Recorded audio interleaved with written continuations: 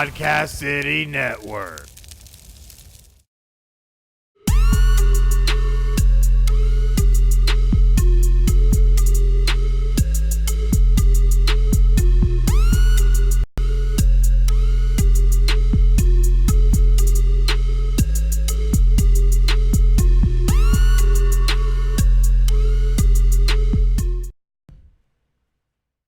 Hey guys, we're here for another exciting episode of Final Score, episode 44 here on Facebook Live. We know we had some technical difficulties, but finally, we are here. We're here. Finally. Hi guys, we're here. Nice to meet you. We're here, don't worry. Anyways, but we are really excited. There's a lot of great things to talk about and so much to catch up on, and we're already 16 minutes behind, so we got to jump right into this joker. But before we do that, naturally we got to do what we always do, and got to say you got to make sure you follow us on social media.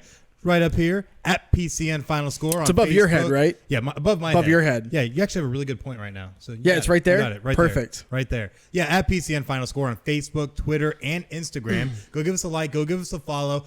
Drop us a line. We love talking to you guys, and more importantly, leave us a rating. Let us know how we're doing because we always try to bring the very best show that we can. Because why else are we doing this? We got to do the best show we can. Absolutely. I mean, that's if you're not. I guess if you're not cheating. Wait, no, that's the wrong one. If you're not cheating, you're not trying. Hey, we're gonna get the cheating later, okay? Astros have done plenty of that for everybody. But also make sure that you can see episode 44 and all the other great content that we put out. You have to follow us on all of our content platforms, whether it be YouTube, Apple Podcasts, Spotify, iHeartRadio, TuneIn, Podbean, Stitcher, and of course Google Podcast. All you got to do is go onto any of those platforms and search keyword Final Score, one word. And find us there. Give us a like, give us a follow, check out all of our stuff. Give it a download because that's the only way we really know if you're listening. So, download it. Yeah, we like to know. We like to know how many people tune in every week. Yeah, because that tells us that you love us. You really love us. And if you're not telling us we suck, means we're doing something right? Must be doing something right. Watch now. Someone's gonna go in the comments and tell us we suck. That's fine. I don't care. Yeah, whatever. We do care, but we don't care. Anyways, either way, though, let's go ahead and jump into the show. And first things first, College Football National Championship was absolutely insane. Yeah, LSU. I mean, I think somebody on the set predicted the margin of victory correctly. I'm pretty sure I said LSU by 17, and God darn it, man, they won by 17. It was pretty good. I mean, LSU, it was a back and forth game for a while, and then just the second half belonged to LSU. I mean, I think I predicted that too.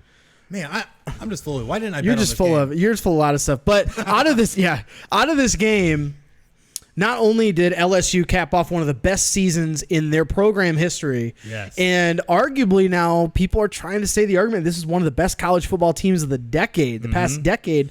But of course, some of our friends on Twitter are kind of have a couple other teams that you got to throw in there for the best college football teams of all time.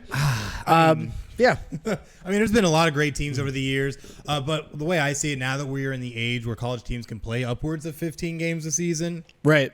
You can't really count them out. And of course, Clemson last year was absolutely amazing, but LSU, the margins of victory, the way they're able to dominate, even against Alabama, that score was not as close as it honestly gave way to. Right. But this team has been honestly one of the most amazing, productive, and explosive teams I think I've ever seen. And out of that, coaches and players alike are now jumping to the NFL, and a couple of the moves that we're going to talk about later in the coaching carousel. Joe Brady left. I want to say their defensive coordinator's gone now too. Yeah, their passing coordinator's gone as well. Yeah, that was Joe Brady. Oh, Joe Brady was the passing coordinator. Don't mind me. I'm getting all coordinator. distracted because we're falling behind, from starting what we normally do. Yeah, and players obviously have now been announcing that they're going to the NFL. But what can you expect when you have a season like LSU did? I mean, you're bound to have coordinators go to other schools, either head coaching jobs or go to the NFL. And that's exactly what we're seeing.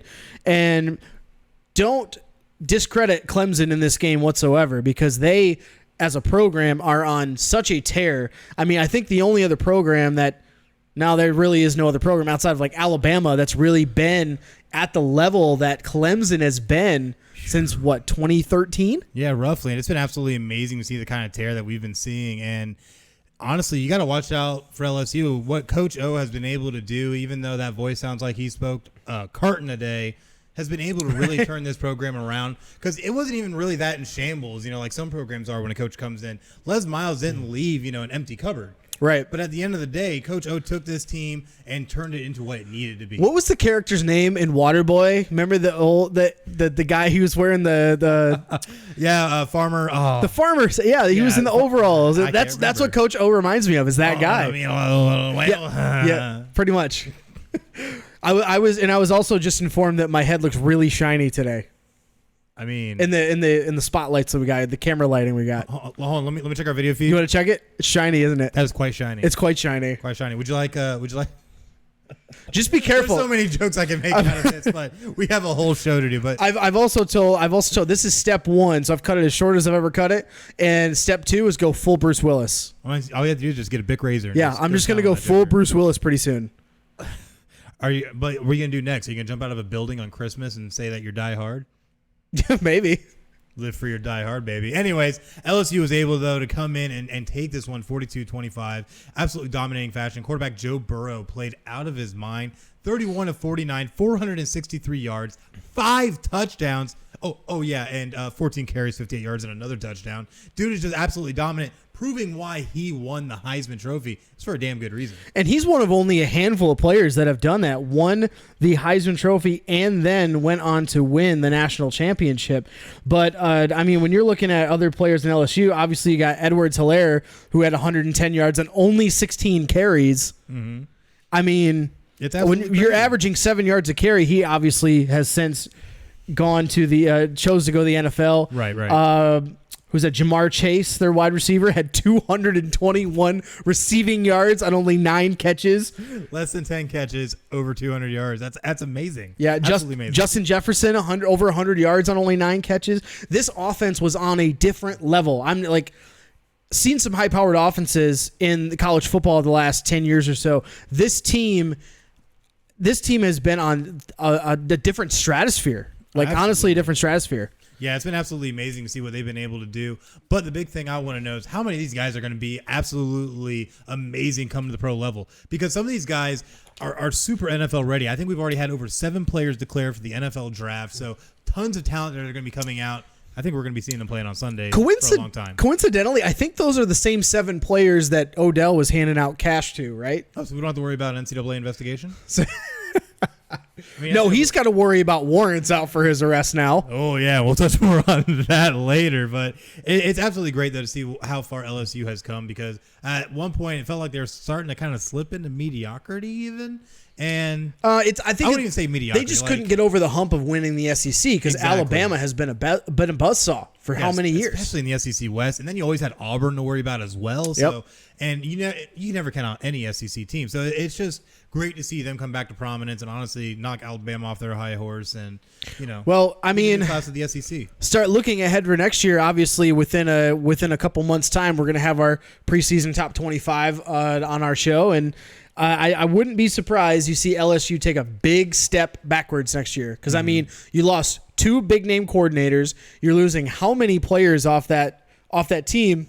No, absolutely. It's going to be really tough for them to be able to repeat what they did. But Clemson, on the other hand, they're keeping all of their coordinators up to this point. Obviously, we're talking about Friday night at 8:30. Yes. But the big thing, too, is that obviously Trevor Lawrence is coming back. He still has one more year that he has to play through in college before he can take that next step to the NFL. But a big thing, and this is a real big thing, their running back, he's coming back for his senior season. And I think that's going to be a huge boon for them just because NTN.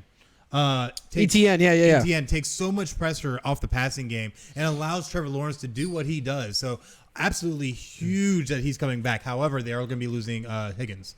Higgins is entering the draft. So I mean, well, they're losing what's his name on defense? He's Simmons, Isaiah Simmons. Yes, Isaiah Simmons. Yeah. His ability to play so many different positions. I think he lined up at corner, slot corner, safety, outside linebacker, and defensive end during the championship game. God, he's like a Taysom Hill of the defense. And those kind of guys, I mean, we looked at, obviously, Julius Peppers did that for Michigan a few years ago. Played at linebacker, safety. He played as kind of like a hybrid defensive end for a handful of games. And the big question for Isaiah Simmons is now going to be, what's that going to do for his draft stock? Absolutely. Because he doesn't have a defined position, but what's he going to be? I mean, sitting at 6'4", 230, basically an outside linebacker. Yeah, which honestly, though, with that kind of size, put a little bit more meat on his bones. He could probably even play in up sometimes as that extra defensive end to really help get that pass rush going off the edge. So Yeah. I think, honestly, he's going to be very coveted in this draft just because of the fact that he's going to be so versatile that you're going to be able to literally plug and play him. And, Anywhere on a defense. Yeah, literally anywhere on the defense. So Yep. we'll definitely see how a lot of that comes out, especially when we get to our draft preview show at some point in the future. March, there it is. couple months.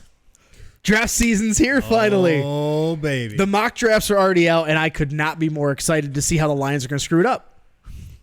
Really, I mean, we're sitting at number 3, and I cannot wait to see how badly they screw this up because you know the first 2 picks are going to be Burrow and Young. Well, let's not get ahead of ourselves. The Bengals are already saying that they're going to be doing their due diligence with Burrow, which I feel like you really don't need to do any more due diligence. But this is Cincinnati. You have to say that. This is Cincinnati, though. They find a way to screw things up.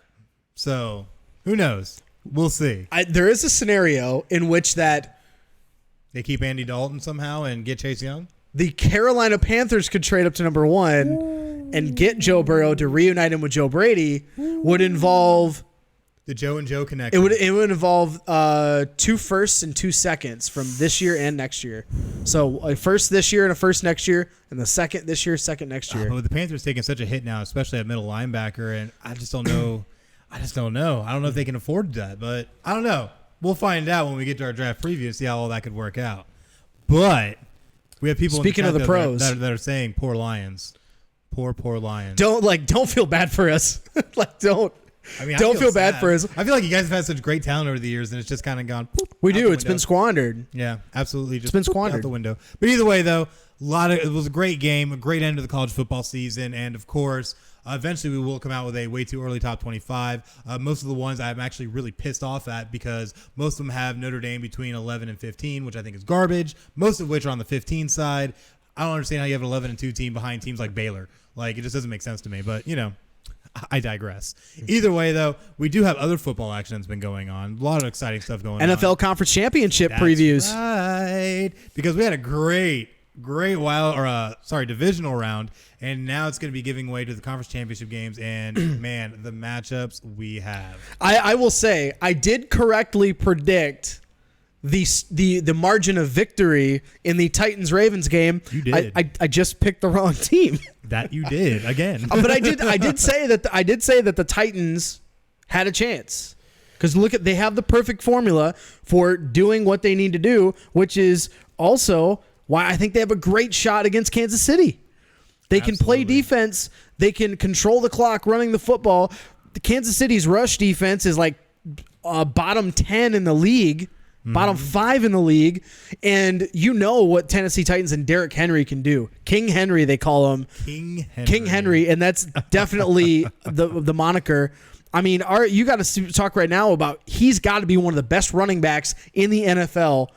If he's not top 1, he's top 3. Woo. It's gonna be good. You got to contend with that. And when you couple that with the solid defense they play, look what they did to Lamar Jackson in that last game. I mean, the Baltimore only scored 12 points, 6 in each half. I mean, you hold Lamar Jackson. He did throw for 365 yards, but he had two interceptions, and they literally told Lamar Jackson, "You do it all, and we're still going to prevent you from scoring." I mean, Lamar Jackson did do it all. He also had 100. He had almost 150 yards on the ground to go with his 365, but he only had 1 touchdown, and that's the key. That is the key. Tennessee can stop people from scoring. They're like kind of like a bend but don't break defense. But on the other side, when you got Ryan Tannehill, who only threw for 88 yards, but he only threw 14 times, 2 touchdowns. And when you're that super efficient on offense, can control the clock, and play solid defense, you can beat anybody. Absolutely. You absolutely can. And the thing is, this is what I loved more about this game than anything, is the fact that Tennessee was able to control the tempo of that game just by having an amazing running back that can keep going. And you know what's funny? I've had people reaching out to me too this week saying, "Oh, well, if he played back in the old days of the NFL with the Sean Taylors of the world, there's no way he'd be successful." Who? Bull crap. Who? You know why? Talking about Derrick Henry? Yeah. Oh my God. If Derrick Henry played back then, there's no way. Guess what? Derrick Henry would have ran Sean Taylor straight over, because you can't stop Derrick Henry. He is literally a locomotive with pads on. You know who I would have loved to see? Derrick Henry versus Ray Lewis. You want to talk about an Or unstoppable Urlacher force hitting an immovable object? Yeah, like, or Urlacher. Yeah, Urlacher in his day too. could run some people over. Ooh, man. You're talking like Sean Taylor was a hard hitting safety. Yeah. But I would talk about linebackers. Yeah, get some good backers out there. Maybe Derek Brooks. That would have been a good one, too. Oh, Derek Brooks would have been a good one. Yeah, that would have been a great matchup. Oh, man. But still, at the end of the day, though, I think that we were able to see something truly amazing. How many times have you seen a 6 seed go in and knock off the number 3 and your number 1 seed in your conference? I can only think of one team that's ever done that. New York Giants? Well, I was going to say the Pittsburgh Steelers, but, New York Giants, didn't they do that too when they beat the Patriots for the undefeated season? Weren't they the 5th seed? I thought they were 6 because they just squeaked into the playoffs. You might be right. But because I think who cares about the Giants? I think for both of their Super Bowl wins, they were 6 seeds, or they were like one was a 6 and one was like a 5 or something. Because they never had a home field advantage in either of those Super Bowl runs. That's true. They were a wild card team both times. Yep. So, but since we can't remember off the top of our head, fans, let us know in the comments where were the Giants. Do some in those Google 2 Super search if Bowls. you Do want. some Google search. Let us know in the comments, and we'll definitely shout it out here on air. All right, so for this game, Titans at Chiefs. The spread right now is -7 for Kansas City. Over-unders at 53. Ooh.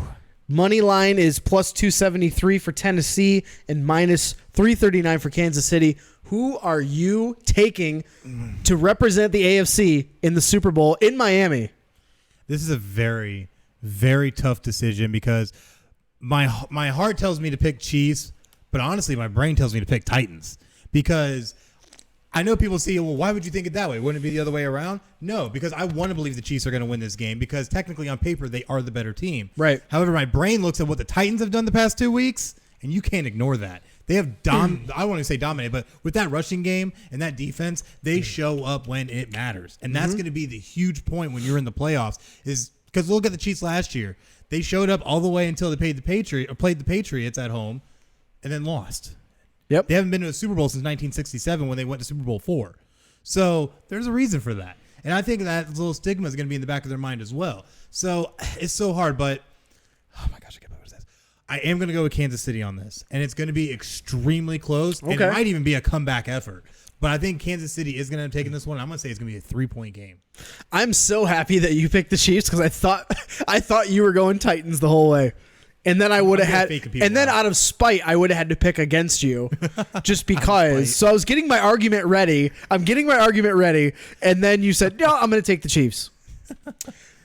The past 2 weeks that we've covered these games and we've talked about who we think's going to win, I have sat here and said, "Don't overlook the Titans," but I have not picked them to win.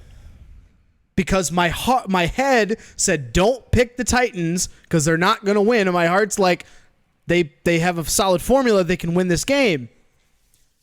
I'm not going with my head this time. Oh. I'm taking the Titans in an upset in Arrowhead on the back of Derek the King Henry. Derek the King Henry. Derek the King Henry. Sir. I'm taking Henry. He's going. I mean, look at what their offense is. 3rd in rushing. Mm-hmm. Kansas City's rush defense is 26. Yeah, it's terrible. Now, Kansas City's offense, you saw what they did against Houston. They can score at will. Mm-hmm. They can literally score at will. But with the points that you made, Tennessee's defense has shown up when it needs to. Mm-hmm. As long as they can keep the ball out of Mahomes' hands for as much as possible, that rush offense, along with Tannehill not turning the ball over, which is going to be tough because Kansas City's pass D is 11th in the NFL. So they've gotten pretty good in that regard. They really have. But, I mean, if Tannehill's not turning the ball over like he hasn't been the last couple of weeks, coupled with Henry's running, I'm taking the Titans. Like the last couple of weeks, my heart has told me take the Titans, but I don't do it. I'm taking the Titans. Man. On the back of Henry. But you know what? Given what they've done, it's hard to argue with your logic on this because of that defense. And keep in mind, Kansas City their defense likes to show up when they feel like it. It feels like, but Titans have a really good chance of stealing this one and getting into their first Super Bowl in almost 20 years. Yep. So it's absolutely amazing to see how this game's going to play out. All I know, this game's going to be super, super exciting. Just remember, if the Tennessee Titans win the Super Bowl, Oh gosh. Mike Vrabel said he will cut off his own dick. Google search that. It's real. He said it. Really happened. He said it a I couple do years remember. ago. He said he would cut off his dick to win the Super Bowl. Damn. Well, that's going to. I can see ESPN turning that into a whole thing, the decision. Twitter's all over it. They love it. Oh, I'm God. Twitter's I bet loving they this are. right But you know what? There is another game that's going to be happening. And by Twitter, I mean me. Like, I'm loving this right now. Tweet. Tweet. We do have an NFC Conference Championship game, though. I think it's going to be absolutely amazing. That's going to be happening same day, 6:40 p.m. on Fox in Levi Stadium in Santa Clara, California, as the Green Bay Packers at 14-3 will travel to the San Francisco 49ers, who are also 14-3. And this is a regular season rematch that the 49ers utterly destroyed the Packers when they played in the same stadium just earlier this season. Absolutely, and they're coming off that thrilling game against the Seattle Seahawks, winning, what was it, 28-23. And this game, you see what they did earlier this year. You would think San Francisco is going to steamroll the Packers yet again, but in the words of the great Lee Corso, not so fast, my friend. You're talking about the Green Bay Packers and what Aaron Rodgers does in the playoffs, along with a team that's actually, not half bad. I mean, you're talking about, they're not half bad. That offense, I mean, looking at it's going to be Devontae Adams versus Richard Sherman, Aaron Rodgers against that touted San Francisco defense. And I think it's going to be a much closer game this time around. But, I mean, ultimately, I'm going to ride with the 49ers. They have been playing way too well on offense and defense. That defense.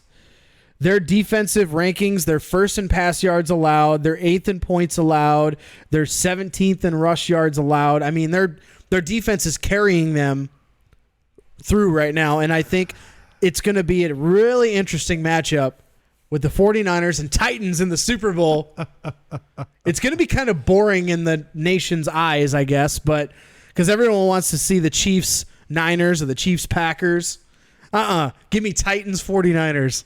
Nah, we need a Super Bowl I rematch for NFL 100. The 100th season, I think it's just fitting, though, to have that rematch because to have Green Bay and Kansas City, the teams that started it, that are now going to come in and be those teams for the 100th season, I think it would be truly amazing. However, with how good the 49ers are playing, it's hard to count them out in any kind of way. That defense is scary, and we saw what they did to Aaron Rodgers in their first matchup. I honestly feel like this is going to be a very back-and-forth game. It's going to be a lot closer than the first one. In a lot of different ways. Yep. Aaron Rodgers, I think, is going to be running for his life a lot of the time, trying to get whatever he can downfield. And Aaron Rodgers is what he can do outside the playoffs. pocket. Oh, absolutely. He absolutely can make magic happen. And he is a better passer in the playoffs. He actually throws at about a 7% better completion percentage than he does crunch during time. the regular season. Yeah, crunch time makes it happen. But at the end of the day, I don't think it's going to be enough. I'm taking the 49ers in this by a touchdown, and I think it could be decently scored. I'm talking like in the 20s, maybe even the 30s, but the 49ers, I feel, are a more complete team than what the Packers are able to field. If it ends up being a Chiefs-Packers Super Bowl, rigged. And you know who rigged it? Roger Goodell. State Farm. I mean, look at all the State Farm commercials. With You all got my Pat. Mahomes? Yeah, you got all my Mahomes and Aaron Rodgers. Hey, don't mess with my discount. The two biggest State Farm, I guess, athlete endorsers right now. Right. How ironic would it be if those two met in the Super Bowl? I mean, it's State Farm had to have done it. It all started with Jake. Damn you, Jake from State Farm. You know what's funny is that I actually wear a red polo and khakis to work, and I'm constantly called Jake from State Farm. So if it happens, just blame me. It's okay. It's okay. That's funny. But yeah, I honestly would not be surprised if Green Bay does win this game on the back of the Aaron Rodgers support team, which is the referees don't actually play. My bad. No. Remember, the cheating refs that were part of that Rams-Saints PI call he's being saved for the Super Bowl. It won't be. Yeah, they'll be in the Super Bowl. So yeah, no controversy there. None. God damn it, Goodell. What are you doing? Yeah, for real. You're gonna piss everybody off this year. Anyways, though, it's gonna be an exciting game. I think no matter what. And did you make an official pick? I did. I took 49ers. That's right. We picked the same team. So definitely going to be interesting. We'll definitely see what happens. And definitely make sure you check out both those games. That will be taking place January 19th. This Sunday. This Sunday. I don't know why I have Saturday on here. I guess I broke it. But either way, though, it's going to be a great game. 3:05 and a 6:40 game. Check them out. CBS and Fox. And, of course, we'll give you the recap come next week. Absolutely. But other things, of course, the end of the season happening. You're talking about the coaching carousel is in full motion. And there's been a ton of moves. Obviously, we don't have the time to cover all of them, but we did have a great idea of pick 3 winners and 3 losers. That's right. So I'm going to ask you first. What are your 3 winners of the coaching carousel so far this year? Well, my very first winner, honestly, and I can't believe I'm going to say this because it is a division rival, the Washington Redskins. And it's because not only have they been able to get a great head coach in Ron Rivera, who is the winningest coach in Carolina Panthers history, and has been able to take a team to a Super Bowl. Yep. Granted, they didn't win. It was close, though. But he's going to be able to come in, I think, and really clean house and be able to make the offense and make the defense exactly what he wants it to be. And in doing so, he's also bringing in key personnel. One of the most important ones, I think, is bringing in Jack Del Rio as the defensive coordinator. Huge hire, because we've seen what he was able to do in Jacksonville and in Denver. Yeah, huge hire. I think this is going to be monumental because the Redskins' defense has been quite porous for a number of years.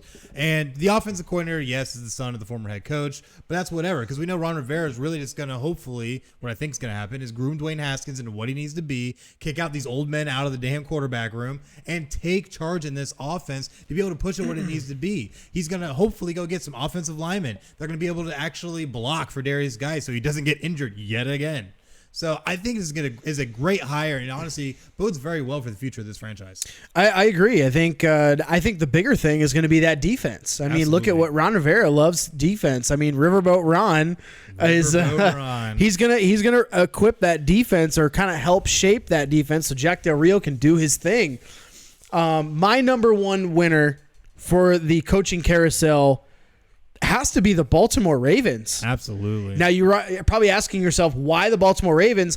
They retained all of their coordinators. Mm-hmm. They have kept everybody. And look at what they're able to do already this year. Yeah, they didn't win their playoff game, but you're looking at Lamar Jackson, who's literally in, his second year? Exactly. Finishing his second year, he had an MVP caliber campaign. Mm-hmm. Probably will be the MVP. And that was his first playoff game. Second. Second. He had one last year, too. He did have one last year. But that first year playoff game was what? 5 starts in? 6 starts in? Yeah, roughly. Maybe? No, actually it was like 10 starts in. But anyway. Either way, though, not a full season. He's still a super young quarterback on his rookie contract. You brought in Mark Ingram. You've got guys on that defense that can fly around the field, and you're keeping all those coordinators intact. That has to be a huge win if you are a Ravens fan or a member of that team. Absolutely, it has to be, because when you think about trying to keep the makeup of a team, the biggest key is keeping the coaching staff. So if you can do that, sky's the limit. Continuity is huge. But for my number 2, I have to say the Carolina Panthers. Now, some people are going to scratch their heads and be like, oh, well, they overpaid for the head coach. I don't know really what they're going to do. They don't have a really viable quarterback. Luke Kuechly just retired, all that kind of stuff. But honestly, I think bringing in Matt Rule is going to be really big because it's going to be a fresh mind with a fresh offensive approach that's really going to help, I think, mold this offense into the future, because one thing they do still have is Christian McCaffrey. Now, we've seen what you've been able to do if you mold an offense around a player. The Ravens did it with Lamar Jackson. Tennessee honestly did it with Derrick Henry. Now, if you can start molding this around Christian McCaffrey and get at least a halfway viable quarterback, or move up and get somehow Joe Burrow to be your quarterback, this offense is going to become scary. Yeah. It's going to become truly scary. And another great move they did is going out and getting the passing coordinator from LSU, Joe Brady. So I think, honestly, the future is going to bode very well for the Panthers. They're going to be in good hands. And think of those two offenses that they previously came from. LSU, you know what they did to win the national championship. Absolutely. And look at what Baylor did. Obviously, it's the Big 12, but still, look at how we turned around that program. Those two coaches are players' coaches. Absolutely. And that's exactly in the NFL. Those type of coaches end up winning out. Look at Sean McVay. That's the big one that I can think off the top of my head. The big thing is that you have the players that want to play for the coach. Because when you're a players coach, you're able to get that loyalty and that love from your players, and that honestly helps spur more camaraderie, a more sense of urgency, a bigger fire, and a bigger sense of purpose. And I think it could really help shape this entire franchise going forward. Absolutely. My number 2 is going to be the Washington Redskins. You already mentioned a lot of the things that they've already done in their moves, and it's gonna be huge. I think it's going to be very interesting to see how Ron Rivera works with Dwayne Haskins, and if Adrian Peterson can come back, if he decides he wants to play again. Those two with Peterson and Geis, if he's healthy, big 1-2 punch. That defense, you still got Ryan Kerrigan back there. You still got a handful of talented guys. I'm thinking, who's the safety that came from the Giants last year? Collins. Yeah, Collins came and had a decent season. Definitely did. But the big thing is other key front office members that came with Ron Rivera. They can help. Everyone tosses around culture, the word changing the culture. This is a huge culture change for the Redskins, and it could be a very positive change of momentum for an organization that really has been a laughingstock for a long time. Oh, yeah. Along with the Lions and the Browns of the world. Absolutely. My number 3 was also the Baltimore Ravens, which you had number 1, and it's for a lot of the same reasons. Being able to keep that coaching staff together is going to help with great continuity because a lot of these players are going to be coming back all the way around. You might have to plug and play a couple guys, but honestly, your big contributors are still going to be there, whether it be Lamar Jackson, whether it be Mark Ingram, whether it be half that darn defense that was just amazing. And let's not forget where they got the big pickup from the Rams. Why can't I think of his name right now? Oh, my goodness. This is what happens when you go live after working all day. Gosh, I really can't remember his name. Either way, though, they have a lot of great players that are going to be able to come in and contribute, and they're just honestly going to strengthen through the draft. They really don't need to pick up anybody. Unless they want to pick up a nice deep threat to go alongside Hollywood or something, I don't see them needing really to add too much more. This team, you could just field next year and be able to do a lot of the same things because you have the human cheat code known as Lamar Jackson.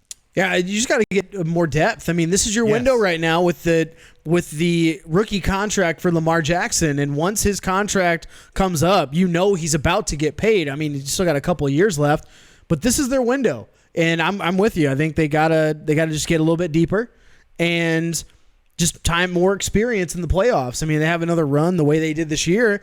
You're going to get back in the playoffs next year with more experience, and hopefully you'll be able to pull out a win and advance and have that positive momentum. My third winner this offseason so far has been the Jacksonville Jaguars. And the one reason that they're a winner, in my opinion, John DeFilippo is gone after 1 year. Offensive coordinator, they mutually parted ways, quote unquote.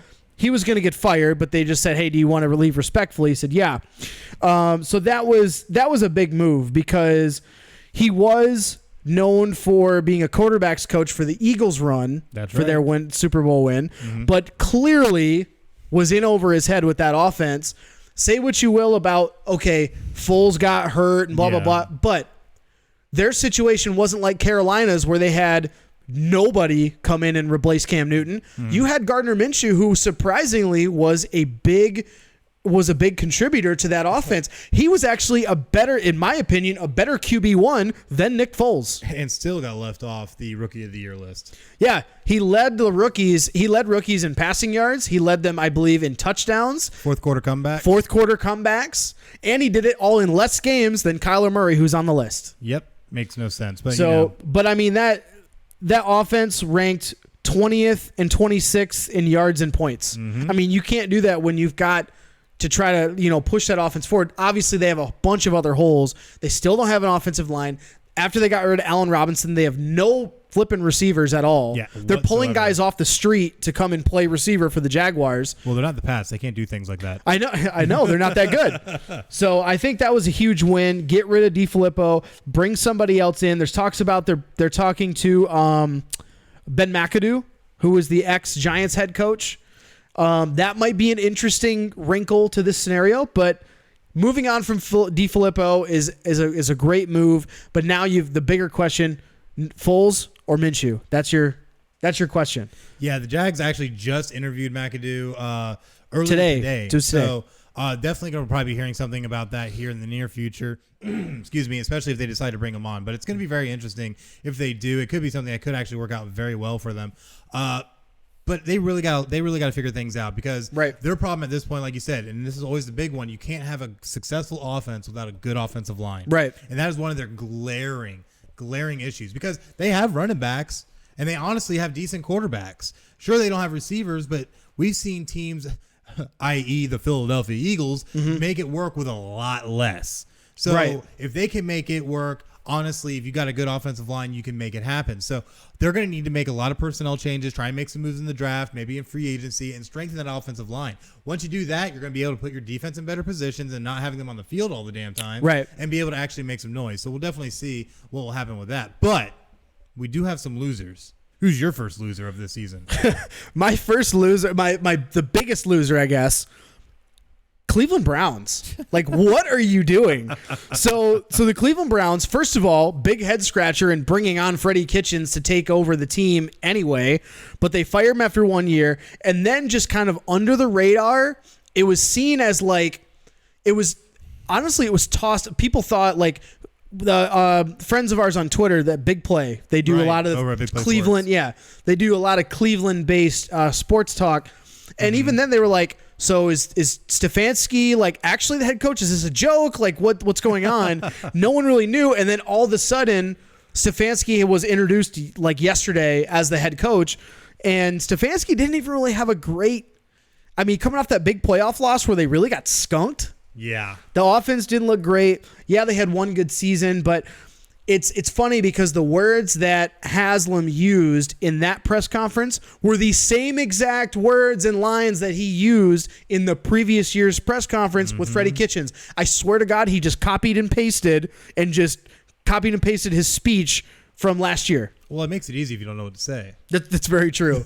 Because PR also got super lazy. Yeah, super lazy with this one because I also have the Browns #1. And it's for a lot of the same reasons. And honestly, it seemed like it was one of those, hey, we're the Browns and today we're going to interview. And that's what it seemed like. Every day it was something. It was like, we're going to interview this guy and try and interview this guy. Maybe next week this guy. And then follow it up with this guy. And that's what it seemed like. Like they're just trying to come up with this smorgasbord of different coordinators, different coaches to try and just pull out of their butts. I did like a couple of the interviews they did. They were talking about doing McDaniels and then Saleh, the defensive coordinator for the 49ers. I think those would have been interesting hires, but they end up going with Stefanski and really scratching more heads. So how about Matt Rule initially just like flat out blowing off the Browns, be like, no, I'm good. Yeah, thanks, he's guys. like, he basically said, no, I'm going to stay in college, and then a better job came along. He's like, all right, bye. Yeah, exactly. Later, guys. Did you see how much he got paid? Yeah, Rule? The richest entry-level head coaching contract in NFL history. What was it, a 7-year, like $70 million contract with 60 guaranteed? Right, I want to say it was 7 for 70 with 60 guaranteed.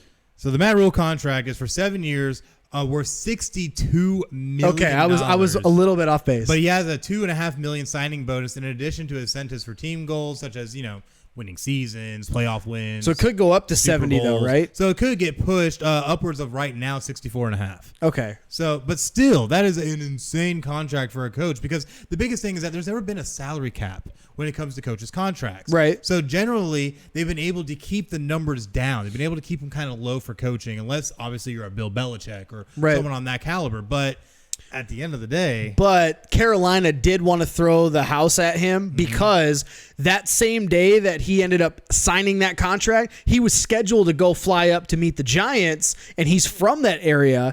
And there was a lot of talk that he was going to end up being the Giants head coach because that's like a homecoming for him and this and that. He didn't make it out of camp. They were like, no, we're not. We're making sure you're not leaving this facility without signing a contract. Absolutely. But the crazier thing I see in all this too, Matt Rule, a lot of people don't realize this. Just last year, he had signed an extension with Baylor through 2027. So a year later, you have one decent season and almost a Big 12 title. Now you're in the NFL, baby. It's really, I really find it interesting those kinds of things. Like they sign the extension. Yeah, that's what you don't know what things change from year to year, but that buyout had to be some crazy numbers. Oh man, it absolutely had to be an insane buyout. I wouldn't be surprised that Carolina Panthers like offered to pay his buyout. You know what I mean? Oh yeah, absolutely. And I'm trying to find it Oh, wow. So the Panthers paid Baylor $6 million to buy Matt Rule out of his contract. That's it? That's it. I thought it would be more. Worth it. Worth it. Worth it. Well, we'll see. He has to find some success in the NFL That's true. first. That's so true. We'll definitely see how a lot of that plays out. But we have another team. Who's your number 2 team? Because I can't wait to hear it. This one was tough because this was borderline my number 1, but I couldn't because And with that, you're going to call yourself out. Go ahead. Detroit Lions. Like, what are you doing? Come on, man. There it is. So it's one thing. Okay, Matt Patricia, they mutually parted ways with defense coordinator Paul Pasqualoni, which really was like he should have been fired anyway, but they're like, we don't want to fire you, so we're going to let you kind of leave. He left under his own terms. It's like, okay, you just didn't want to fire him. He decided to step away from football, which means they weren't going to fire him, which already pisses me off as a Lions fan. Number 2, he could have gotten anybody as his defensive coordinator. And I mean, you could have went after, I don't care if you would have went after a college-ranked defensive coordinator and paid him money. Someone's got a track record. What does he do? He goes off and hires his, quote, friend, Eagles defensive backs coach Corey Undlin as his defensive coordinator. Random. Now, super random, and it's a buddy of his that, we came into coaching together with the Pats in 2004, and, we've just been buddies ever since. You know what? Like, I really, and I was talking to my friends we're all Lions fans, unfortunately. And, we've all been talking that he has to nail this offseason. Absolutely. You have to nail this offseason. You have to improve, and you have to at least make the playoffs next year, or else you're on your ass in the curb. You have to be. But the worst thing about it, he doesn't make his life any better, and he goes and hires his friend as a defensive coordinator. Oh, it's so ridiculous. I really want to go. I really want to just blow a cork right now, but I can't. Maybe at another. Maybe I'm like a one-off. Maybe if we do like a one-off for Instagram or something, or for Twitter. It'll just let you rail off for a while. That'd be great. Maybe you'll feel better until the season actually starts, and then you can feel horrible again. Yeah, well, we'll drink the Kool-Aid. Dude, April is the Lions' time to shine. Because they're not going to shine really probably the rest of the year. Because of the draft. The draft. We always have what we feel are decent drafts, great drafts. And then come September, October, we get a couple weeks in the season, we're like, well, it looks like, who's on the draft list? Who's in the mock for the top 5 again this year? Yeah, right. Like, that's basically where we're at. So pretty bad. I've said it once. I'll say it again. If Matt Patricia is not at least 500 through 6 games next year, get your ass to the curb. Go take your ass back to New England for all I care. Get the hell away from Detroit. You're not salty, are you? A little bit of salt. A little bit of salt. A little bit of salt. But, I'm a little bit, I guess I don't even say I'm salty because I think this is just more of a head scratcher than anything. My number 2, the New York Giants. Now, Fair. Obviously, I feel they did a great move in moving on from their head coach. But, excuse me, going and hiring a wide receivers special team coach to come in and be your head coach, doesn't have coordinating experience whatsoever, has never been a head coach whatsoever. I think the only thing that sold him is that I think he learned best from Bill Belichick and Nick Saban. He put all 5 of his championship rings on from Alabama and New England, was like, hi, I can do this. Hire me. Hi, I'm Joe Judge. I'm Joe Judge. Look at my rings. Look at my rings. And that's what got him the job, because why would you go as far down as hiring a special teams wide receivers coach to be your head coach? Not even a coordinator, straight to head coach. Supposedly, he's got a lot of respect in coaching circles. But then it bears the question, why was he not more than a special teams coordinator? And that's the big thing. Now, I can understand to a certain extent, because he was a wide receivers coach too, which was more of a recent thing, which obviously New England didn't have a lot of great receivers this year either, so also a head scratcher. But you had Josh McDaniels in your way to try to be a coordinator if you wanted to stay with the Pats. So I can kind of maybe see that edge of it. However, a lot of guys I've seen come from this far down to become a head coach don't have a lot of success.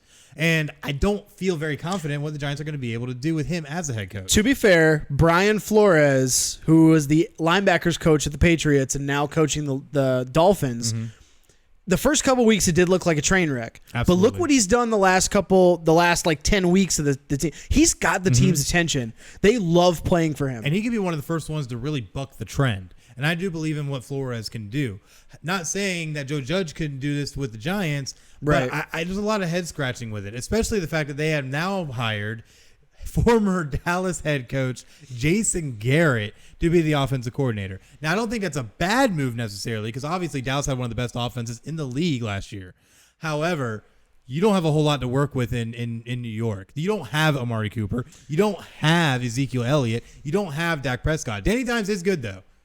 But there's something interesting that could happen with this and could turn this into a winning scenario, because the rumor right now is that Jason Garrett's really going to try and lobby for Amari Cooper to come to New York.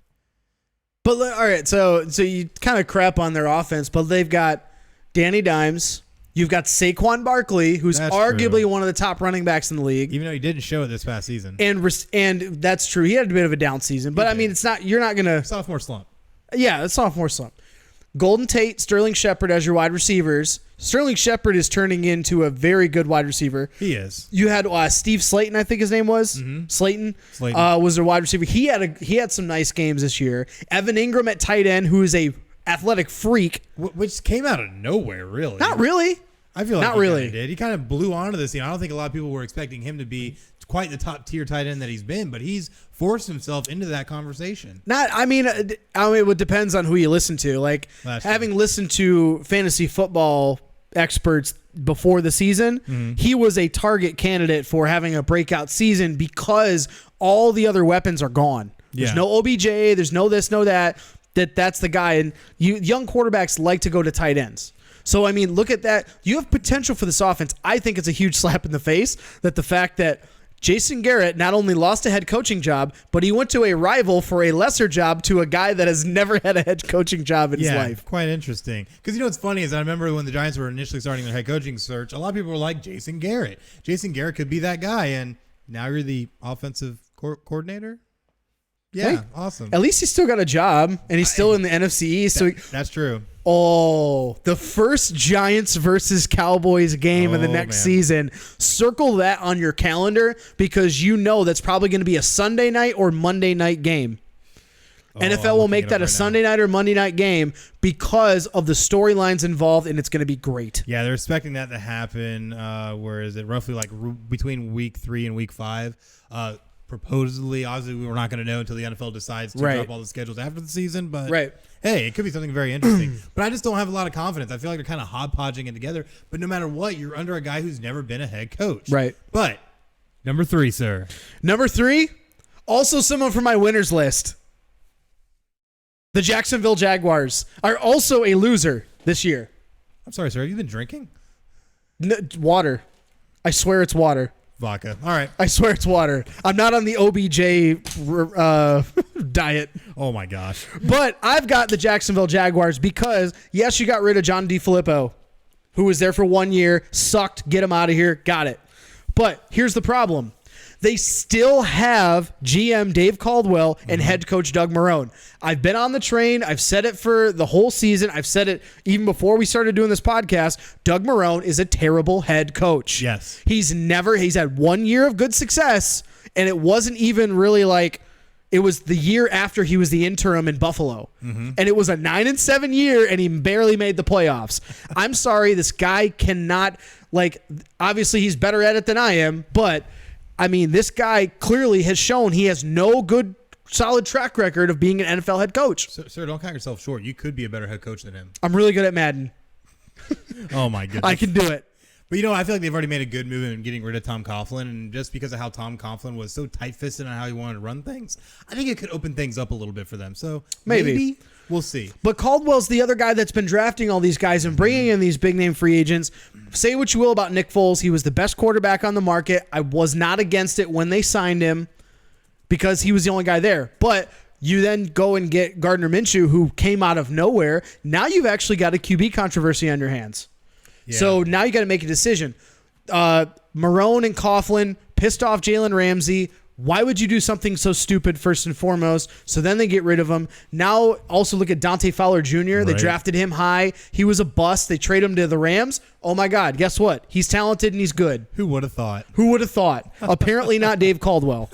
So that's my gripe, is that living down here and obviously having been a Jags fan for the last 5-7 years, it's really disheartening to see that Shad Khan wants this team to do well. He bought it and he's renovating downtown. He's doing this stuff but he's not. It's kind of like a little bit of the Ford's mentality in Detroit. He's riding with people that he shouldn't be riding with. Yeah, I have to absolutely agree. And it's going to be very interesting if they are not able to make the right moves to get this team going, because I feel like now they're just kind of stuck in neutral. Yeah. But it's going to be interesting. My number 3 team, though, is your Detroit Lions. For a lot of the same reasons that you listed. Matt Patricia goes and hires his friend to be the defensive coordinator. It just doesn't make sense. Honestly, I feel like there's better coaches out there they could have went and picked up. But obviously, you already rambled about Detroit, so I'm only going to stay on this for a couple minutes. But I feel now that you have Matt Stafford, who's been having injury issues. Calvin Johnson Jr. didn't want to play anymore, and they wouldn't trade him to a more winning franchise, so he retired. And I just don't feel that the Detroit Lions and the ownership is really doing anything to help this team advance itself in any kind of way. Well, to be fair, again, Martha Ford has been doing a hell of a lot better of a job than William Clay Ford did. Oh, well, I'll definitely William Clay Ford kept holding on to Matt Millen for God knows how long. Oh, don't get me riled up again. All right. So at that point. Yeah, but Martha Ford has said we need to be a playoff contender. And she gave Matt Patricia an ultimatum basically this last year, like, yo, we got to make the playoffs or you're out of here. Yeah. Which I love it. She's got that sass. She got that old lady sass. That sassafras. She got that old lady sass. You better be careful. She's going to pull out some cotton balls and throw them at you. Anyway. She's going to wrap you up in her yarn and let her cat. Never mind. I don't know where you're going with that, but I don't even know either. I don't even know either. Either way, though, it's been a lot of coaching changes. But let us know what you guys think of a lot of the coaching carousel that's been happening. Let us know here in the comments. Let us know on our social media on Facebook, Instagram, and on Twitter at PCN FinalScore. Go check us out and drop us a line. But for now, we got to pay the light bill because these lights are bright and they take money. So definitely make sure that you stay with us. We'll be right back. The following support and sponsor Podcast City Network. City Limits Tap Room, sports bar in DeLand, Florida, has brew on tap, serve food, the grilled cheese is excellent. For upcoming events, check out City Limits Tap Room on Facebook.com/City Limits Tap Room. Atlantic Sounds has thousands of new and used vinyl records and CDs. If they don't have it, they can order it for you. Same location since 1982. For more updates on what's new, check out Atlantic Sounds on Facebook.com/Atlantic Sounds Vinyl. Sports Sanity Customs have worked with organizations from custom embroidering polo shirts to jerseys for your kids' baseball team. They do it all. Armed with state-of-the-art equipment and an in-house design team, they are equipped to take on your next project. Visit their website to learn more, sportsanitycustoms.com. Visit Sports Sanity Customs on Facebook.com/Sports Sanity Customs. 3 Count Design offers a wide range of graphic design products, video, photography, and other forms of media. Everything from t-shirt designs to websites. Visit Facebook.com/3 Count Design for more. Demo Blast Studios, an explosion of imagination. Original artwork, podcasts, video, apparel, and more. Visit demoblaststudios.com. Visit Demoblast Studios on Facebook.com/Demoblast Studios, the best family entertainment pro wrestling show in the state of Kentucky. Kentucky's Own Wrestling brings quality family vintage wrestling to a town near you. Kentucky's Own Wrestling offers a ladies division in wrestling and a training school. Kentucky's Own Wrestling is the current longest running Southern promotion. Visit Facebook.com/Somerset Kentucky's Own Wrestling. All supporters and sponsors are brought to you by Podcast City Network.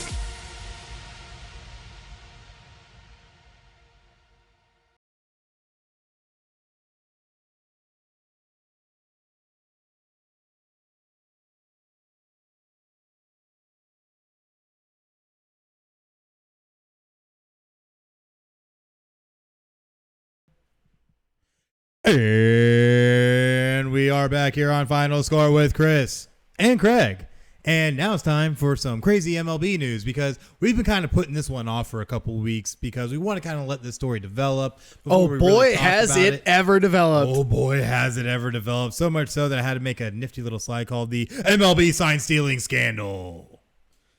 So if you've been living under a rock, the Houston Astros had a whistleblower that came out and said that the 2017 year, they had been cheating by stealing signs, but stealing signs is part of baseball. That is. But not only were they stealing signs, they were stealing signs using the technology that we have today.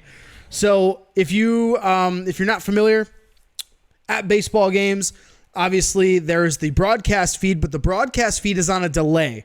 So a lot of times in the film room, that delay forces you not to be able to see signs and not be able to relay that information to the dugout. Unless the Houston Astros had tapped into that live feed before it got to the delay, and they were relaying information all the way to the dugout, and then they would use audible cues and or apparently they had like little buzzers? Little buzzers on like their shoulders that would tip them off when like fastballs were coming. Clearly it worked because they won the 2017 World Series against the Dodgers. So what's come out of this is now obviously since the MLB has done a little bit of research, they've done their due diligence, a bunch of penalties have been handed down. The GM, Jeff Lunau, and manager A.J. Hinch both suspended for 1 year by Major League Baseball, $5 million fine, stripped of first and second round picks in 2021, 20 and 21, for 2 years. Whoop-de-freaking-do. That's not going to do a whole lot for a team that actually, you think they did a little bit more than $5 million in sales in the playoffs? Oh, just a tittle bit. Pretty sure they got more than that, just on the championship gear alone. You know what's crazy is that MLB also said throughout all this that they were going to dive into this as hard as they can. They were going to bring the harshest penalties ever against the team and really try and make an example out of them to really just, punish the GM and manager and throw, make you pay a bunch of money. Like, it really didn't do much. Honestly. Yeah, it really didn't do much. But what the Astros ended up doing in response, obviously they can't do anything to the players because of the Players Association, but the Astros did fire both GM and manager in response. And now, of course, it's expanded out to your Boston Red Sox because they got Alex Cora as their manager. And then in 2018, they won the World Series. So now they are being investigated. Since that's dropped, your boy has been mutually agreed to part ways. Yeah, they felt that it was too much of a distraction for the Red Sox after they were accused of going into the film room to steal signs and basically doing the look over the shoulder to see what was going on and then signaling it down to the field. And they did this all throughout 2018, not just the playoffs. So this led to them also winning the World Series that year, funny enough, also against the LA Dodgers in a sweep. And Alex Cora came under a lot of scrutiny and fire. Both the Red Sox and Alex Cora agreed to mutually part ways, so it wasn't too much of a distraction for the team anymore. However, it seems like at this point it's starting to spiral out of control. We've even seen stories surface as recently, I think it was as today, that Tony La Russa was accused of stealing signs with the White Sox back in the 80s. It's now really just getting out of hand. Yeah, absolutely. And one thing that we shared on our social media pages was a little bit of a tidbit from Reddit. Now, of course, you can take that with a grain of salt all you want, but Reddit does have some people that like to do a lot of research. So on Instagram, Dave Brocious, who is the son of a third base coach for the Mariners back in 2017, and he went on Instagram and made a comment on a post talking about that everyone knew the Astros were cheating. Yeah. The Mariners knew, other teams knew, the MLB knew. And that they knew exactly how they were doing it in 2017. The MLB just didn't want to do anything about it until the public found out. And he said his dad would give fake signs at third, acting like he knew what the Astros pitcher was going to throw. And Cora and Hinch would scream at him, calling it Bush League. Really, really funny. But a bunch of other things. Like the funniest thing that has come out of this, Sporting News, earlier today, this afternoon, They wanted to give Twitter the opportunity to name what do you think the title of the inevitable movie about the Astros sign stealing scandal would be? And the results were great. I honestly wish we could have gotten some of these graphics on air for tonight, but didn't have enough time. But these are amazing. The results were great. Here's my two favorites. My two favorites was Houston, we have a problem, which is pretty cool, but the graphic that was used was great because it looks like it's a Clint Eastwood film. Yeah. And it's like all like shaded. It's got Altuve. And so it's really funny. The second one, this was my favorite. It's called Caught Looking. And it's got a picture of the MLB championship. That's too good. And it looks so good. It's great. But can't forget signs. I like that one. Yeah, there was one. Signs. So somebody photoshopped some of the players and bench coaches from the team over the Signs movie poster, and it was amazing. Fantastic. Absolutely amazing. But it's been really crazy to see how the situation has really polarized sports to look at this, because this has become a much larger scandal than just one team or even just two teams, because in many different facets, there's so much across social media, across Reddit, where people are really starting to call out MLB in every single way that they can now, whether it be players, teams, coaches, the league itself. So it's been absolutely insane to see how a lot of this has unfolded. But absolutely, it's going to be a defining moment for baseball, because you said you're going to drop the harshest penalties ever. And you kind of do a really, not even a slap on the wrist, like a slap on the finger. There's like a little slap on the finger for the team. So it's really gonna be interesting with all of this. And the funniest thing about it all, pitchers and catchers report within a month. Yeah, and you know what's more interesting? MLB actually just released a statement clarifying that no player has ever received a quote-unquote therapeutic use exemption, end quote, for HGH, because that was one thing that came out where somebody accused Mike Trout of using HGH and finding a loophole to be able to do so. So funny thing is that same guy that was talking about Dave Brocious, he was talking with one of the people that had commented back to him. He said, if you want to read something better, Mike Trout takes HGH for a, quote, thyroid condition. It's a loophole he found in the MLB. Doesn't make it public because they don't want fans knowing their best player is on HGH, but people within know. And they said, thought you'd appreciate because you're a Dodgers fan. People after that took that and ran with it. And if you look up Mike Trout thyroid or Mike Trout HGH on Google, you will not be disappointed. Oh, it is amazing. The golden goose of the MLB, who's been winning all these MVPs. Mm-hmm. Can you imagine when he gets indicted for this kind of stuff? It's going to be on the level of Mark McGwire and Sammy Sosa all over again. Bigger. I think bigger. Yeah? Because think about it. Mike Trout, like Sammy Sosa, Mark McGwire weren't the best players in baseball. They were the best home run hitters. That is true. Mike Trout is literally the best, what they say, the best 5-tool player of the generation. Mm. Watch MLB Network. They can't stop talking about him like that. That is true. If this comes down on him, what's that going to do for baseball? I think baseball's a slowly dying sport anyway. Oh yeah, definitely. But it's an old school sport when you really think about it. This was America's pastime, which has been honestly replaced by football at this point because football is so popular. You can't stop that train. But baseball has slowly been dying, and they're trying to find ways to be able to not only make games more interesting, but they're trying to give better PR for teams, more access to players, trying to find ways to shorten the game to make it more exciting, all this kind of stuff. And now you have this that's literally going to shoot your sport right in the face. It's going to literally not cripple, but you're going to start seeing some cracks in the foundation of baseball with a lot of this stuff coming. Mm-hmm. So with that said, so we were talking about before the show, I have a question for you. Oh man. And I'm going to let you answer first because you know what I'm going to say. All right. If you are the commissioner of Major League Baseball with all this stuff going on, how would you handle this situation?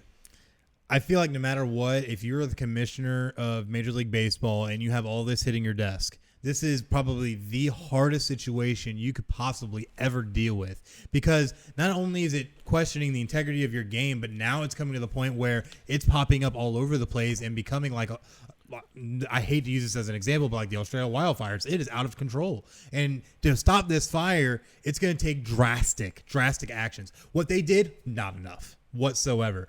GM and your manager, that's it. And then a fine and some picks and all that. That's nothing.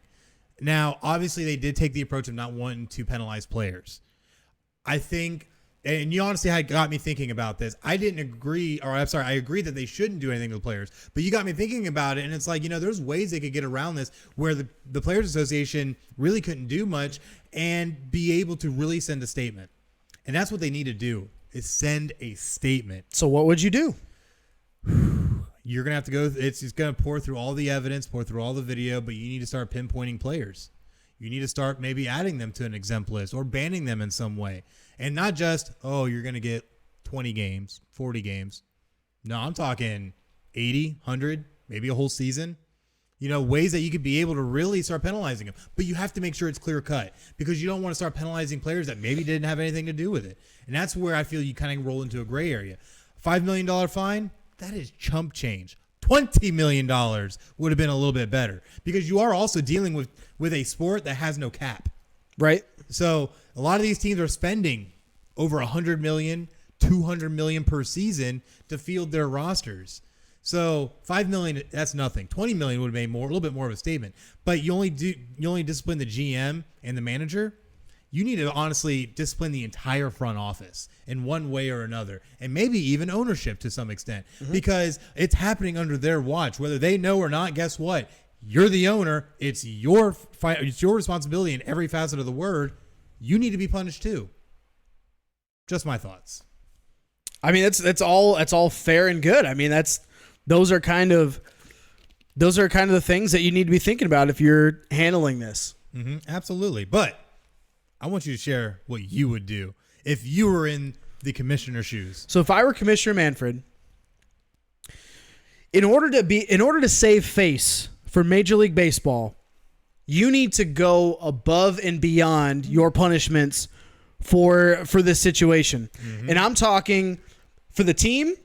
I'm with you on the $20 million, but you need to also not only fine the team $20 million, you need to fine the owner $10 million, and you need more. 2 draft picks is not enough. No, much you more. need some sort of financial repercussion that would hurt them during the season to prevent this kind of thing from happening. That's the team.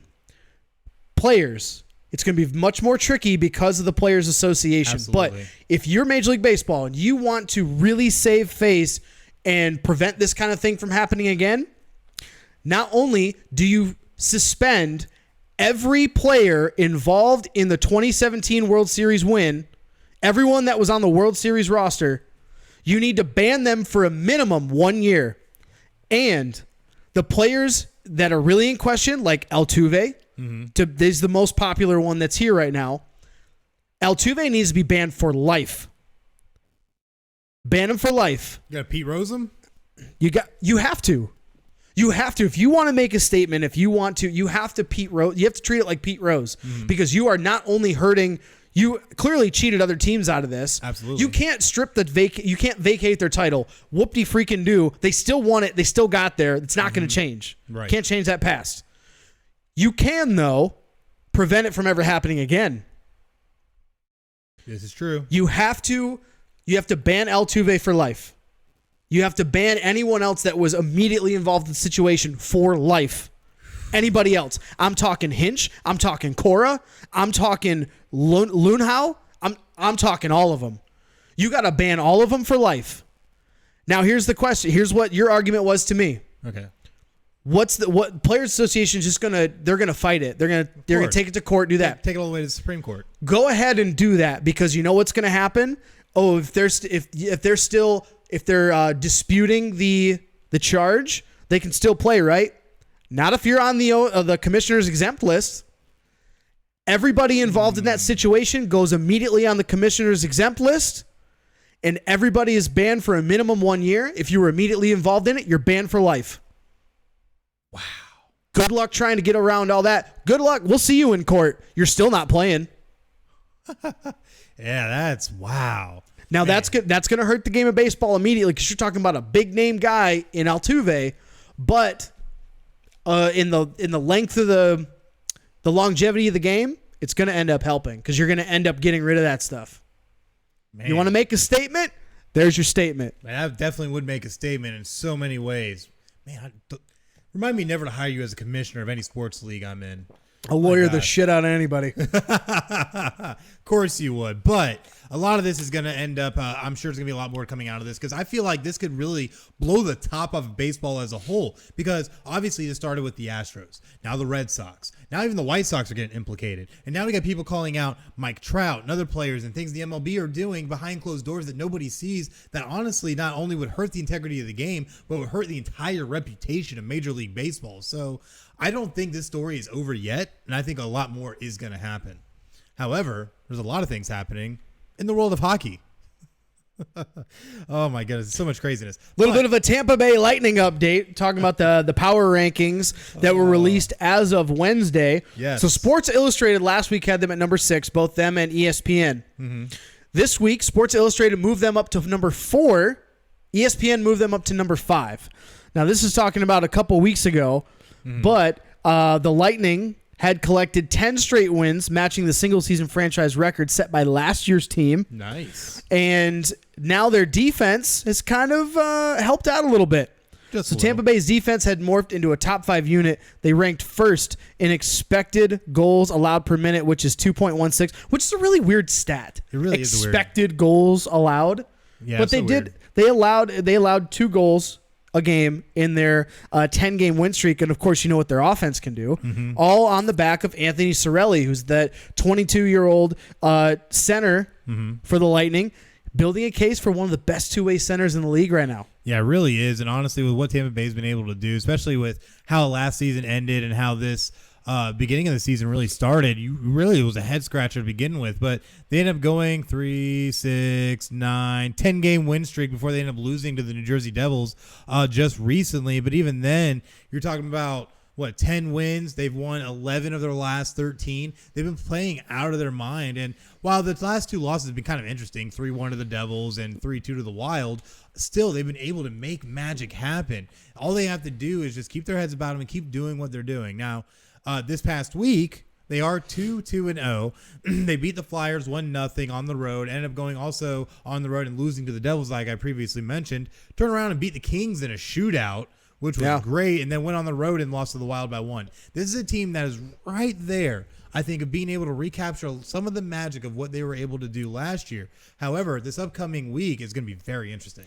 Yeah, this week they're actually playing the Winnipeg Jets right now. They just scored. They're up 5-0 in the second period with just under 9 minutes left. So they are at an absolute tear. Get a couple of stats for you here. Anthony Cirelli, just talked about, he's got 2 goals in this game. Yes. Who else has got? Nikita Kucherov's also got 2 goals in this game. Mm-hmm. So that's big, especially because Winnipeg, they're a team that's kind of on the borderline of that playoff contention. Mm-hmm. So it's a big win to go on the road into Winnipeg and get a huge win, a statement win coming off that loss. Yeah, because Winnipeg is a good team themselves. They're currently 25-18-4 and been able to make some noise at 54 points. So this is a good road test for Tampa, and to be dominating in the fashion that they are, I think, is a true testament to what this team can do.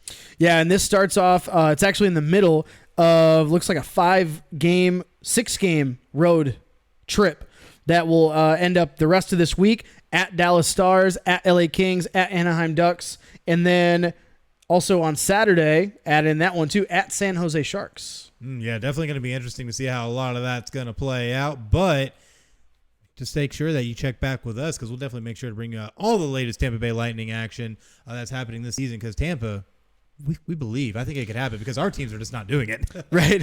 They're finally they woke up. They woke up from their slumber. I mean, looking at where they sit currently in the standings. I mean, they're number 2 in the Atlantic Division, right behind the Boston Bruins, inching ever closer to the Bruins. They're 8 points behind right now, and on that, coming off that 10-game win streak, they're getting into a little bit of a tough stretch because after that game against the Sharks, they got to play the Golden Knights. I mean, they got a tough stretch right now, but this is also right before the trade deadline, right before All-Star break. They're right where they want to be finally after that really rough start. Yeah, definitely. And now they're sitting here with 60 points. They're 15-7-2 at home, really being able to defend their home ice and a plus 32 score differential, which is second, obviously, behind Boston in their division. So this is a team still on the rise who can still make it happen. And honestly, probably after tonight's game, they might lead this division in score differential, which could be very, very beneficial for them. They're definitely able to make goals. Yeah, one thing they needed that defense to step up. And over that win streak, they definitely have. They got to keep that momentum rolling. And, they're definitely in that spot right now. As long as you stay in that top 3 and you can make it to the playoffs, you'll be fine. Because, absolutely, looking at the other teams that right now are currently in Boston, Toronto, Washington, Pittsburgh, and the Islanders, Tampa Bay could beat probably all those teams except for maybe the Capitals and Bruins right now. Absolutely. But, they're in a good spot. They're in a great spot. Got to keep it rolling. And you just got to make sure you can get through this tough road stretch. Absolutely. And we'll definitely see how a lot of that works out. But we also got to check on our local NBA team. That is the one and only Orlando Magic, who've been able to make it happen. And I'm really excited with some of the action that I saw this week. Yeah, the Orlando Magic, kind of in the power rankings update that happened this last Monday, NBA.com dropped the Magic from 15 down to 16, but ESPN moved them up from 15 to 14. Yeah. So what they did, they've kind of been mediocre, really. Because they still have one of the best defenses in the NBA, but it's that offense that everybody is worried about. Yeah, it's been absolutely terrible. They've been having very inconsistent shooting, but like you said, playing amazing defense, and they currently have the best defense in the entire league, only allowing 104 points a game. But when you're only scoring 103 points a game, that's not really going to help your case, which is one of the worst, if not the worst, I do believe, hold on, quick scan, the worst offense the worst in the league. So they're kind of in this catch-22 where you have the worst offense but best defense. So if they could find any kind of shooting or get any kind of consistency in their shooting, it could really work out wonderfully for them. But one thing that I love is that in this road trip that they're currently on, they've been able to show flashes of how good they can be. They ended up going into Sacramento and beating the Kings on the road 114-112 in a great showing, and followed it up 2 nights later against the Lakers this past Wednesday and played an absolute great game where they were missing players like Evan Fournier, who's one of their great perimeter outside shooters when he's consistent, and been able to make noise happen. Right. Markelle Fultz ended up having a triple-double in that game, 21 points, 10 assists, 11 rebounds, played out of his mind. Aaron Gordon, did you see how Aaron Gordon played in that game? He actually bounced the ball off the glass to himself to get a dunk. Did you see LeBron James? Did you see the other dunk he had in that game? Oh my God, it was insane. It was insane. Man, that was huge. Yeah, but it was a highlight reel. Oh, absolutely. But that's what he does. He's a highlight reel dunker. That's he really kind of is. it. But then they turn around and stink it up, and the next night lost to the Clippers in a complete blowout, 122-95, which I think not only shows that the Magic quite aren't where they want to be, but that, hey, the Clippers are the class of LA. Just saying. Right. But looking at, the Clippers, Kawhi Leonard went off for 32 points. Montrezl Harrell had 21. They had some guys that were playing solid. When you can't score, even though they scored 95 points, you give up 122. Yeah, obviously you're not going to win a bunch of games. Yeah, you're not going to win many games like that. But the Clippers, the fact that they got blown up by the Clippers was kind of expected. The big win against the Lakers is really, I think, telling that they can play up to that level. Absolutely. Which is really promising, especially in a weak Eastern Conference. So it's going to be a tough sled because they're at 20-22 right now. Mm-hmm. They're still, seventh in the East, still holding on right there, but you're still 6.5 games away. Yeah, they're still 6.5 games away from overtaking Philadelphia, who's been kind of a shit show lately. But yeah, they have. But at the end of the day, though, with how the East is kind of shaping out, if this team can find some kind of shooting, this team honestly could make some noise. It's just getting consistency, and that's what it really, I think, all comes down to, is finding some consistency in your offense to be able to score points, because they can do everything else. They've been able to limit turnovers. They've been able to have great defensive showings. They've been able to move the ball around perfectly fine. It's just capitalizing on shots. That is their biggest problem. Capitalize on your open shots, because a lot of times you see them just doink right off the rim. Next thing you know, it's a rebound by the opposing team. They're going down and scoring points. So if they can just find that consistency, Magic can make some noise.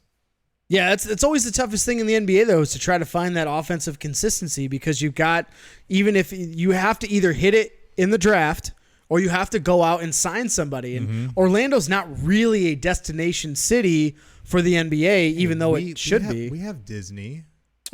Right. And but Universal. it's not, but it ain't South Beach. Hey, and there's this Taco Fest coming up, okay, at the end of February. I mean, Orlando has things. Oh, I got an idea. Oh, just so you know, I am entering the taco eating contest. So if you want to see your very own the final score, Chris, go eat a bunch of tacos in front of a bunch of people in Orlando, come see your boy. Podcast City Network's going to have to be there. Oh, they most definitely will be. They're definitely going to be there. But coming up in this next week, I mean, well, obviously you're talking about Orlando's not really a big destination place for free agents. You got to draft well, which they haven't because they've been kind of that mediocre, that middle, just outside the lottery range. Right. You got to tank to be in the top 10 to top 5 to be able to get somebody that's literally organization changing. I mean, even when we tank, though, we still can't get that top pick. So, just saying. That's true. We had 25 wins a couple seasons ago and still ended up with like the 4th pick. So, And then how did that work? Got Mo Bamba. Hey, Mo Bamba isn't terrible. Anyways. He's got a lot of potential, but that's the problem about the Orlando Magic. Mo Bamba's got a lot of potential. Jonathan Isaac, even though he's hurt right now, a lot of potential. If that potential could be fulfilled, but Aaron Gordon had the same argument with him coming out of college. So if you can fulfill that potential, this team could be very dangerous. It could be. But that's the problem. It's all potential right now. Exactly. And even with Markelle Fultz, he's a great developing player, and he is showing flashes of himself getting better, but he's still not where you want him to be. And I think once Orlando can start figuring these kind of things out and be able to really push guys to their full potential, they'll be able to actually start maybe making some noise like they did 10 years ago. But we'll definitely see what happens. It's going to be interesting going forward. However, they do still have 2 games left on their road trip of the 6-game road trip. They still have to play tomorrow at the Golden State Warriors, which should be a winnable game. Should be. And then play on the road Monday at the Charlotte Hornets. Should be winnable. The 2 worst offenses in the league on Monday in Charlotte. You know what that means? 130 to 128 game. That's what that means. That definitely would happen in that type of case. It's either going to be that high of a scoring game or it's going to be so abysmal and so low scoring, it's going to be like in the 80s. Yeah.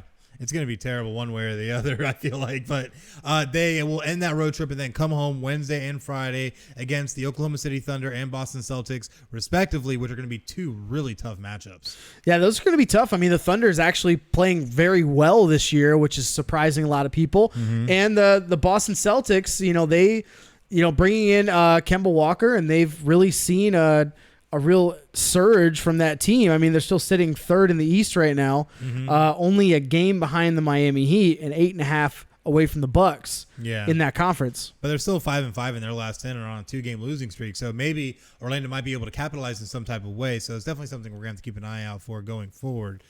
However, it's time for us to take a look back at a little bit of sports history. Kicking off the first date, we got January 18th, 1896. We're going way back for this one. Way back. The first college basketball game with 5 players on each side is conducted by the University of Iowa, who's actually in action tonight against Michigan. Little plug there.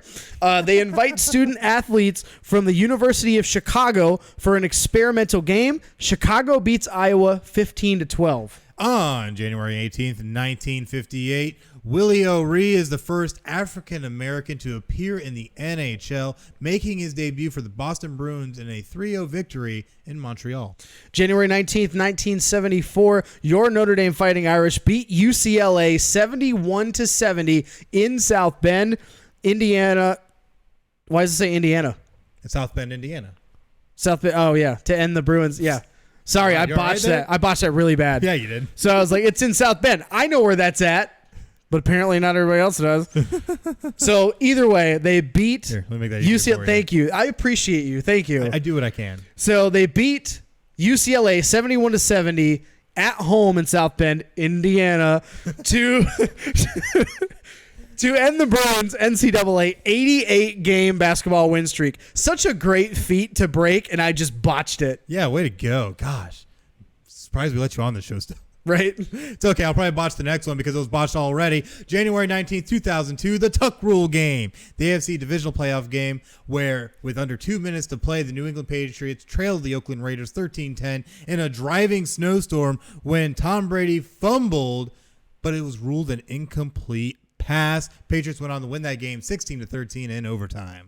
Still an incomplete pass. January 21st, 2019, Golden State guard Klay Thompson sets an NBA record by making his first 10 attempts from three-point range as the Warriors beat the LA Lakers 130-111. Klay Thompson scores 44 points in that game. Absolutely amazing. January 22nd, 1968, the NBA announces that there will be expansion franchises, licenses that are awarded to Milwaukee and Phoenix, and we ended up with the Bucks and the Suns.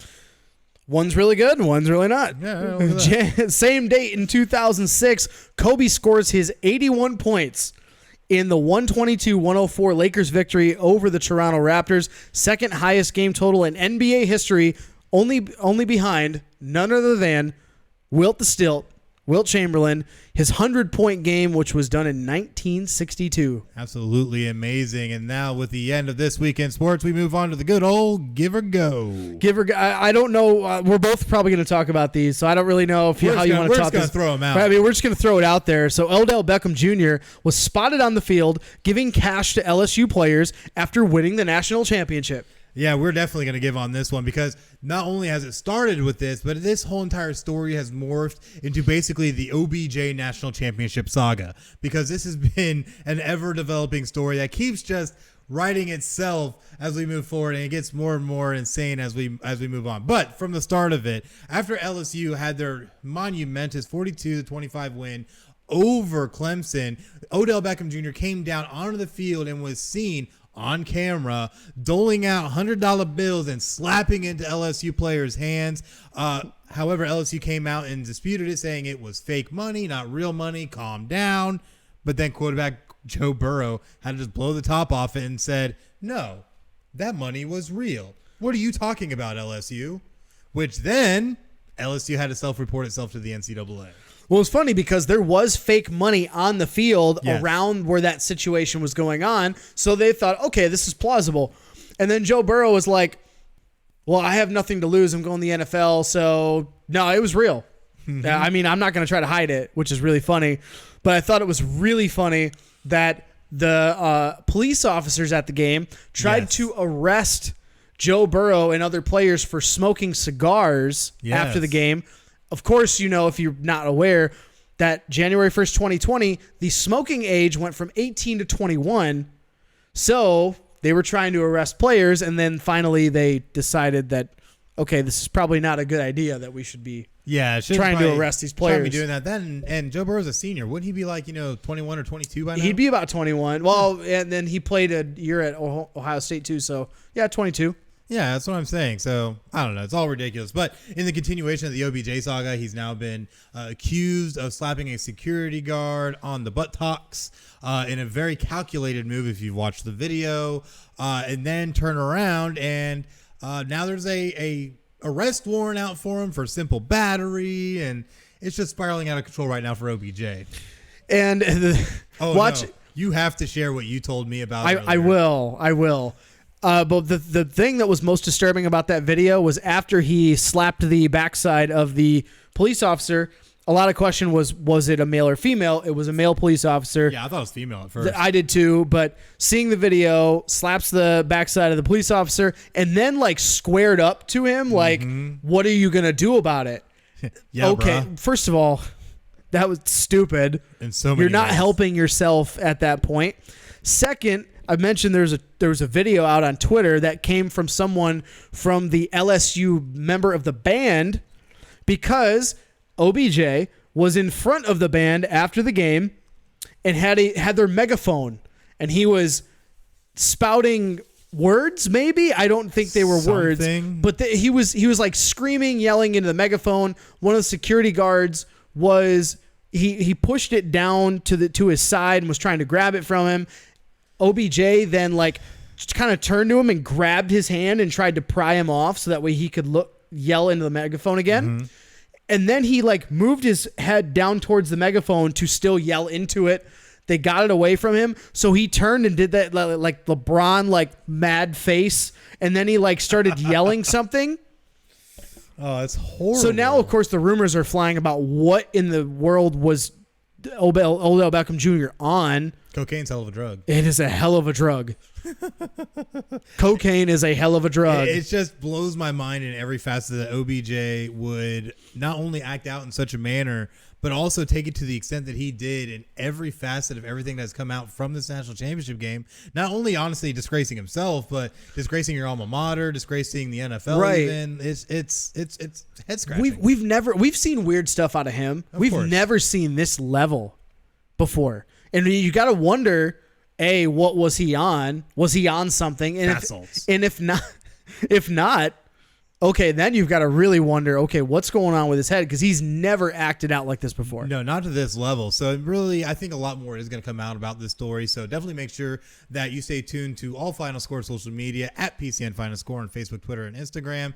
And of course, check out episode 45 next week because I have a feeling we're going to have more on this coming then. Guaranteed. There'll be something else coming out. But the LA City Council is now going to be holding a vote to be able to agree if they are going to have a petition sent to Major League Baseball to be awarded the 2017 and 2018 World Series titles to the LA Dodgers in response to the sign stealing scandal. That was a mouthful. Oh my God. This is like the New Orleans Saints trying to petition to replay the end of the NFC Championship game because of the ruling, the pass interference that was not called. Right. So this is what the argument we were talking about with why you can't vacate titles in professional sports. Sure, vacate it all you want. But remember, Derrick Rose led Memphis, still made the NCAA championship game. Michigan still made the Final Four twice with the Fab Five. USC still won the national championship in football. Reggie Bush still won the Heisman Trophy. You can't just say this is like UCF trying to claim the national championship in college football. Well, what's funny is they do have the year up there as national champions in their stadium, lit it and everything. Looks nice on there. It does look nice. I'll give them that. I have seen it. But, I mean, the LA Council, go ahead, try to vote, petition, do whatever you want. MLB's going to shoot this down as they should. Absolutely. Because here's the thing. Houston still won it, and Boston still won it. Go Red Sox. You can't take that away from the city. You can't go back in time and replay that.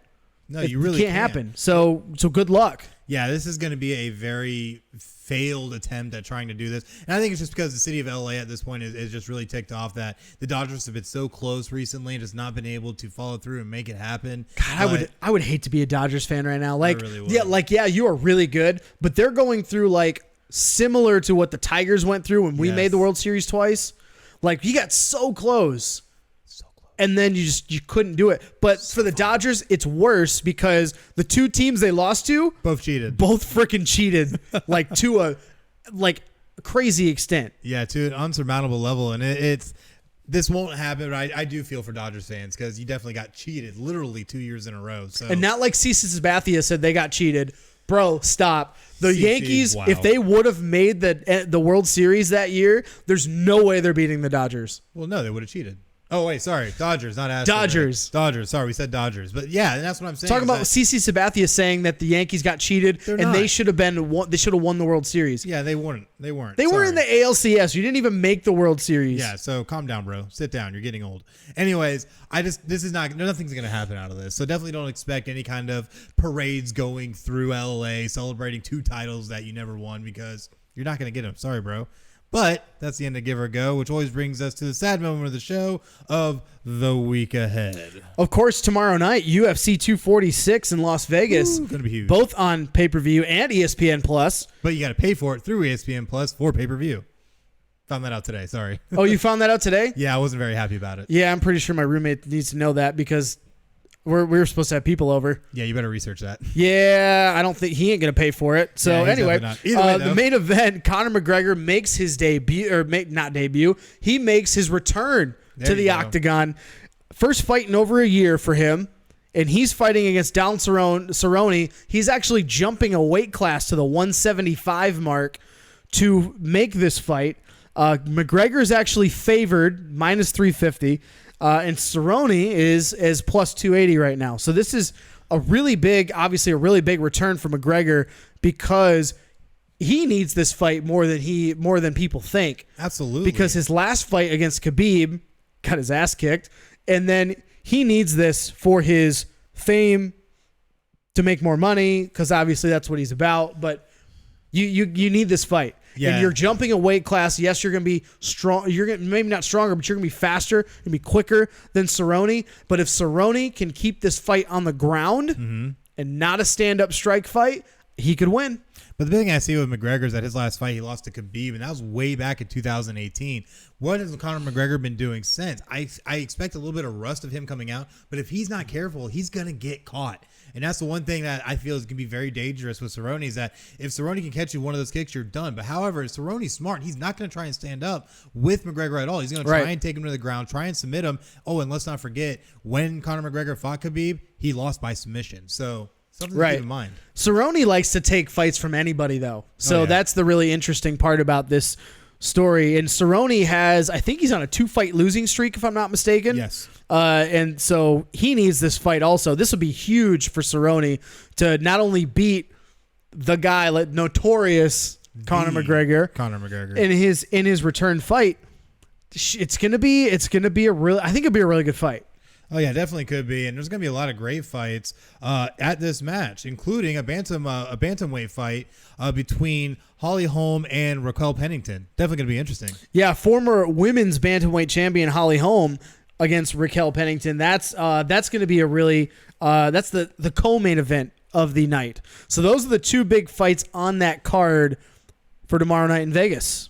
Are you going to watch, even though you got to pay for it through ESPN Plus? No.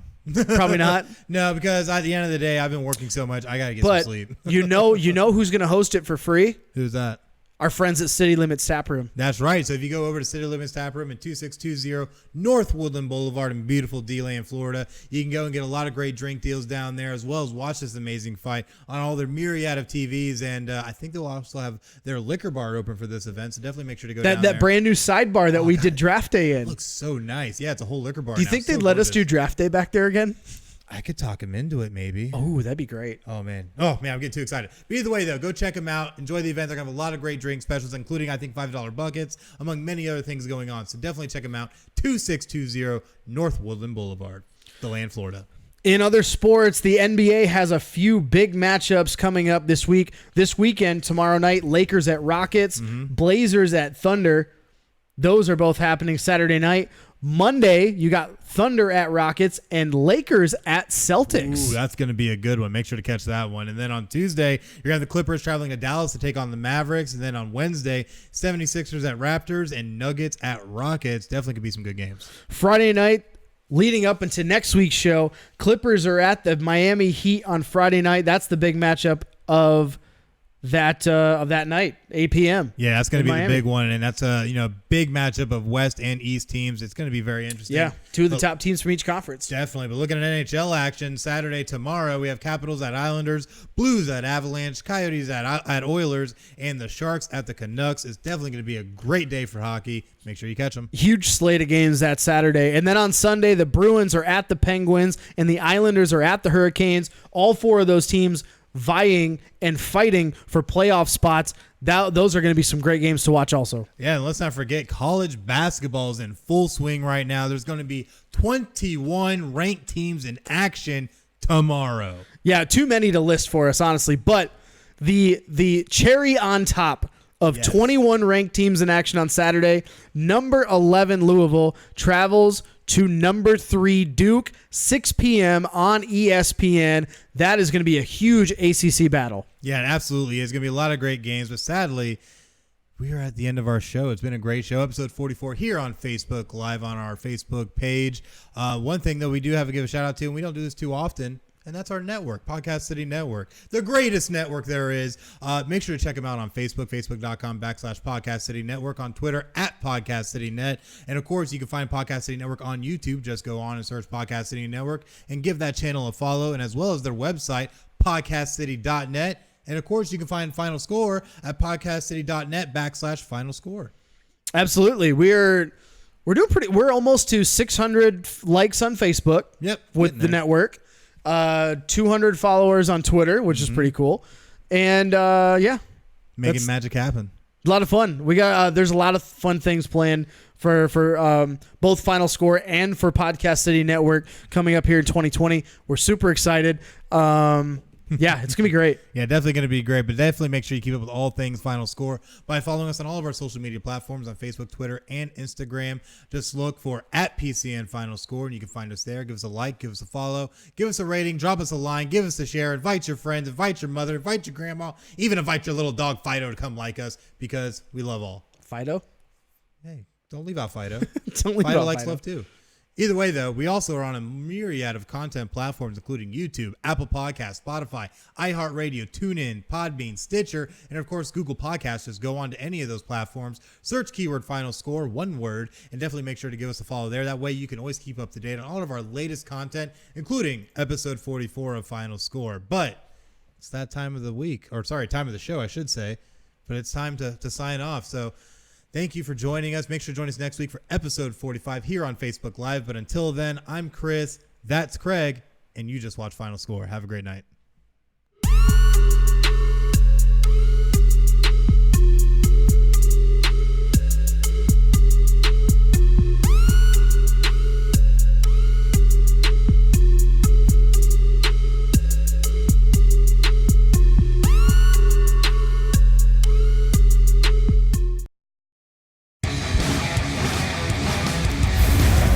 Podcast City Network.